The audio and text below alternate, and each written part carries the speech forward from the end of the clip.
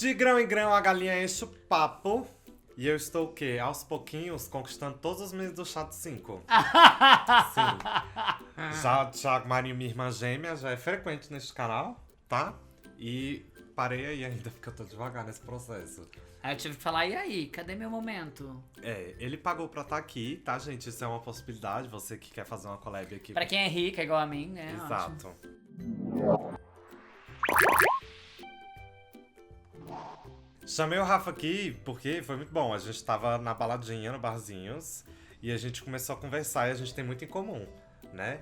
Porque nós dois somos artistas que trouxemos a questão do HIV pro nosso trabalho artístico, né?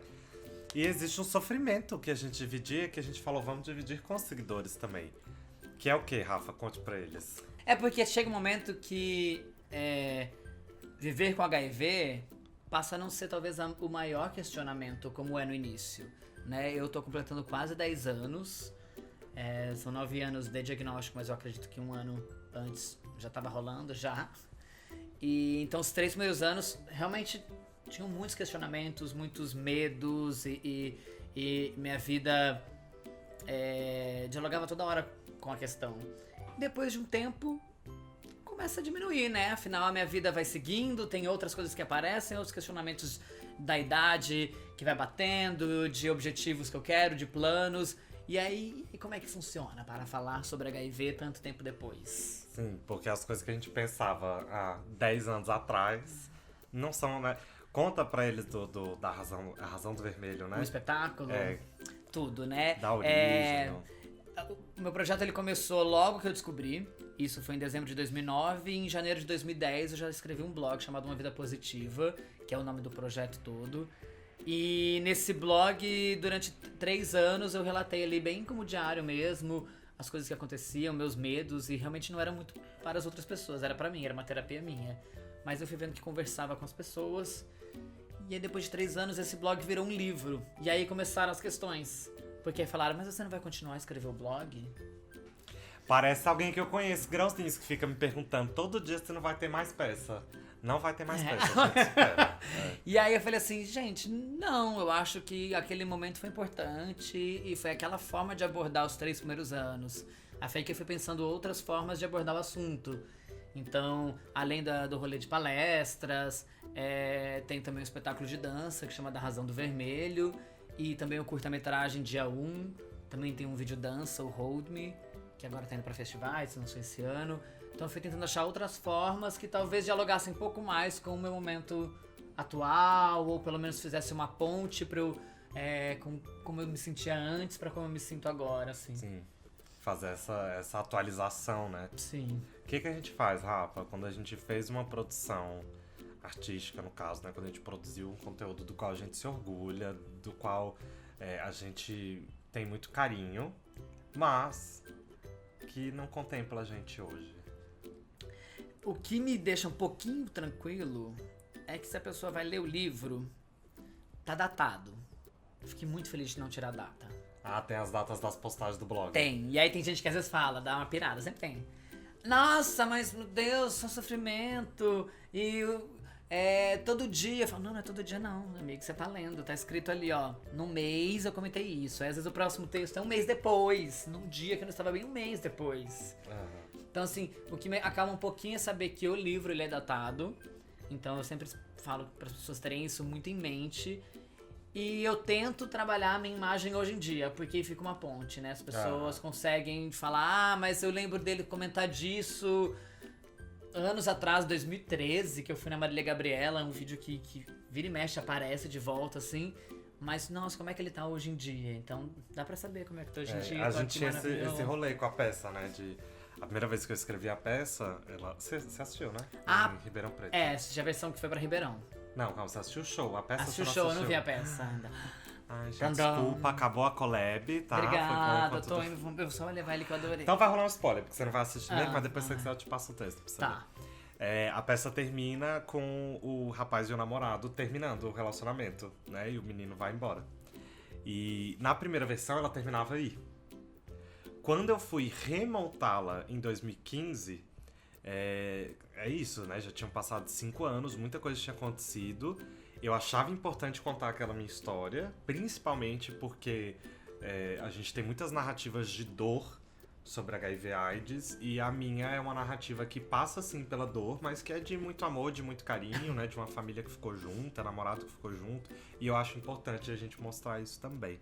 Mas eu senti essa necessidade de trazer pra atualidade. Então eu adicionei um número musical a mais no final, que funciona pro protagonista explicar por que ele terminou aquele relacionamento, que antes não ficava explicado, ele só terminava e era isso. Então ele explica por que ele terminou, né, o que ele espera dali pra frente, sai do palco, e aí tem 3 personagens que são pra além da minha história. Então, uma grávida sofrendo muito com se vai passar ou não pro filho, um cara com pensamentos suicidas, uma garota que tá sendo julgada pela sexualidade dela. Esses personagens aparecem, contam a história deles, saem, e aí eu entro, né, tomando o lugar que antes estava sendo interpretado por um ator, e aí eu entro explicando, por que a gente faz esse projeto. Então a gente faz essa coisa de sair, né, de uma ficção que é documental, sim, para um documental pra vida real. Eu entro no final e falo, eu estou aqui, passou isso, agora eu tô assim, e vamos conversar, né, e sempre terminava com a peça, com um bate-papo. O teatro me dá esse alívio. Sim. De que ele é sempre vivo, né? Se ele é gravado, não é mais teatro, é um registro, Sim, não é... sim. Então eu tenho essa tranquilidade de, ok, mas a gente tem uma coisa, por exemplo, a gente tem um ensaio fotográfico, que hoje eu acho que é... Não acho ruim, mas que eu queria mais dele. Mas eu lembro por conta do canal mesmo, assim, né? A gente já participou de algumas coisas com relação a youtubers que falam sobre o tema. E eu, na verdade, fico na linha. Porque eu, como apresentador de um canal dentro da plataforma do YouTube, meu canal não é sobre HIV. E eu não queria mesmo, porque eu já tinha passado por isso com relação ao blog. Então eu falei assim, não, eu quero produzir outros tipos de conteúdo. É claro que desde o início eu levei a temática pro chá. Mas eu acho que foi por um lugar que me interessava mais, que era justamente isso de não ser... Eu compartilho vivências minhas, só que eu também adoro uma série que a gente fez no chá, que eu indo em algumas ONGs, indo na agência de notícias da AIDS, indo entrevistar um artista que aborda o tema em artes visuais. Outras formas de dialogar, não só a minha ali, porque eu já tinha me deparado com isso da época do blog. Restringe assim. Um pouco a gente, né? Sim. É difícil a gente se desvincular disso, mas vou contar um segredo, que eu acho que grãozinhos não perceberam ainda. Tem, 2 meses que a gente não fala de HIV nesse canal, e vocês nem se tocaram. Então, sossega. A gente vai falar de outras coisas, sim, e tudo contribui com tudo, né? Sim, exatamente. Eu acho que tá tudo englobado. Eu falo que no chá, por exemplo, como a gente aborda questões de saúde também, questões de sexualidade, as coisas estão juntas ali, porque se você tá bem com quem você também vai ficar bem com situações que podem aparecer na sua vida. Exato. E você vai saber como lidar, você vai ter informação, saber a quem recorrer. Então acho que realmente tudo colabora, e eu acredito sempre que é o bem-estar, assim, né? Que a gente faz pra ter uma qualidade de vida e ter informação e estar bem consigo mesmo. Acho que é o primeiro passo, assim. Maravilhoso. Rafa, uma dica então para jovens artistas que estão aí trabalhando o seu material, seu repertório. Como é que a gente enfrenta esse medo do tempo, né? Essa ansiedade de como que a nossa obra vai responder ao tempo? Eu vou dar um exemplo que não tem nada a ver com HIV. Eu sou de uma companhia de teatro, chama-se A Nós de Teatro. Sou da companhia há 12 anos, e há 12 anos eu faço o mesmo espetáculo. Horas Bolas, espetáculo infantil. E eu lembro que a diretora, por vários momentos, falava: não sei mais se é isso que eu quero falar com essa peça, não sei se essa peça ainda funciona. E o tempo vai passando, e vão vindo gente nova, e as pessoas vão ligando e querem o espetáculo. Eu tava hoje, gente, não sei se tem resto de maquiagem, tava hoje trabalhando. E eu falei assim, tem que deixar. Eu acho que assim, a gente tem que também soltar um pouco. Toda vez que eu olho meu livro, dá vontade de arrancar várias páginas e falar: não é mais isso, chega! Fazer uma fogueira! Pelo amor de Deus! E aí eu olho e falo: se eu sou quem eu sou hoje, é porque eu passei por aquilo. Sim. Então eu não posso ignorar e não quero ignorar, e tenho muito orgulho daquilo. Então, como artista, eu comecei a achar outras formas pra falar daquele assunto. E mais do que isso, eu fui achando outras formas pra falar de vários assuntos que eu acho que são pertinentes a mim. Foi o que aconteceu com o chá, né? O fato de eu, na época que eu já tava abordando a questão HIV em vários lugares, e de repente me chamaram pra um projeto que ia falar principalmente sobre as questões LGBTs. E aí disso eu fui me entender um pouco mais de várias coisas e fui trabalhando outros temas. Então eu acho que não se doer tanto. Se você realmente teve orgulho do que você fez, ele foi importante. Assume, arrasou. Porque às vezes se alguém vier falar, mas bicho, comigo acontece muito isso. Mas você aquilo quis dizer. Aquilo naquela data eu quis dizer. Você quer saber o que eu quero falar hoje? Eu vou deixar aqui o vídeo sobre direito do esquecimento, pra vocês pararem com esse rolê. Sabe? Então eu acho que eu falo muito pra minha mãe, quando a gente começa a conversar sobre questões de gênero e sexualidade, aí ela diz, às vezes tem coisa que é mais difícil pra uma geração. Eu falo, mãe, e eu fico atormentando minha mãe pra acertar termo, acertar as coisas. Ela, me deixa, não sei o quê. Eu falo, mãe, pra mim a maior premissa é, se eu estou vivo, eu sou capaz de aprender. Maravilhoso, tá certíssimo. Então eu vou ficar atormentando, porque eu acho que todo mundo é capaz de aprender. Talvez alguém consiga correr mais, aprender muito mais, que é o ritmo da pessoa, mas aos pouquinhos a gente aprende. Então eu sempre acho que se alguém tá olhando pro meu trabalho como artista e se for querer focar só no passado, eu falo, amigo, a gente aprende, a gente cresce e a gente amplia o olhar pro que a gente tá fazendo. Perfeito. O complicado é que não é uma responsabilidade nossa, enquanto artista, ensinar ao público a interação com aquela obra. É um dos trabalhos de artista, sim, mas não enquanto o artista que está fazendo a obra, né? O trabalho de formação de plateia, né? O trabalho sobre educação de consumo de cultura, ele não é a responsabilidade de quem está fazendo a obra. Não sou eu que estou fazendo a obra que tem que ir lá pegar na mãozinha e falar, olha, essa obra você vai pensar assim, né? Não. E no Brasil a gente não tem esse trabalho com tanta força quanto a gente gostaria, né? Então é isso que você falou, geralmente a galera olha a obra no contexto em que a pessoa se encontra, né? E não procura o contexto em que a obra foi produzida, Sim. o contexto em que o artista viveu, que tudo isso faz a obra ganhar novos significados, né? E aí fazer esse link com esse contexto, com o nosso contexto, entender por que essa obra hoje tá sendo... Porra, faz o negócio crescer pra caramba. Sim.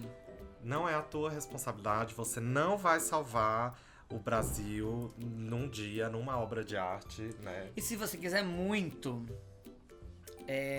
a minha graduação foi em produção e política cultural no Rio de Janeiro, e a gente tinha uma pegada muito relacionada a ciências sociais. Na verdade, o embasamento do curso era ciências sociais. Então a gente ia muito para um olhar de fato social das questões das produções culturais. Então eu fui entendendo também o que eu posso fazer dentro da minha responsabilidade, que é, por exemplo, o espetáculo de dança uma vez, não vou citar nomes nem lugares, mas a gente foi fazer uma circulação por cidades do interior de São Paulo, e quem estava contratando virou e falou, não, mas nas cidades pequenininhas vai ter bate-papo depois, ninguém fica.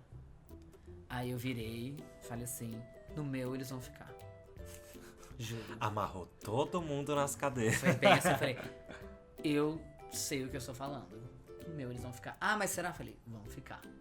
Depois vieram agradecer, porque viram a diferença que foi. Então assim, eu sabia que dentro desse contexto da formação de plateia, não adiantava eu chegar com a temática HIV naquele projeto, simplesmente fazer o espetáculo de dança numa cidade de 30 mil habitantes, que às vezes não discute isso em nenhuma esfera pública da cidade.